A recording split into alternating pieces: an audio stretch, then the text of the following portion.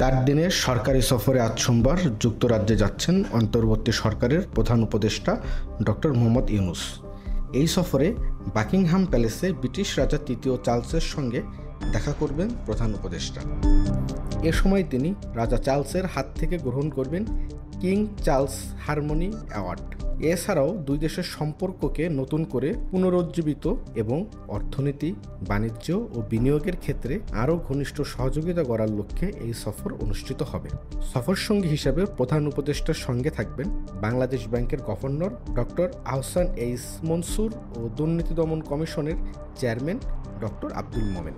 গত বুধবার রাজধানীর বেইলি রোডের ফরেন সার্ভিস একাডেমিতে আয়োজিত এক প্রেস ব্রিফিংয়ে এ তথ্য জানান প্রধান উপদেষ্টার প্রেস সচিব শফিকুল আলম। শফিকুল আলম বলেন, আসন্ন সফরের বিভিন্ন বিষয় নিয়ে কথা বলতে British high commissioner Sarah Cook প্রধান উপদেষ্টার সঙ্গে সাক্ষাৎ করেন। সেখানে রাজা তৃতীয় চার্লসের সঙ্গে সাক্ষাৎ সহ বিভিন্ন স্বার্থ সংশ্লিষ্ট বিষয়ে দ্বিপাক্ষিক বৈঠক হবে। প্রেস সচিব বলেন, বাংলাদেশ থেকে অবৈধভাবে যুক্তরাজ্যে যে টাকা পাচার করা হয়েছে সেগুলো উদ্ধারের বিষয়েও আলোচনা হবে।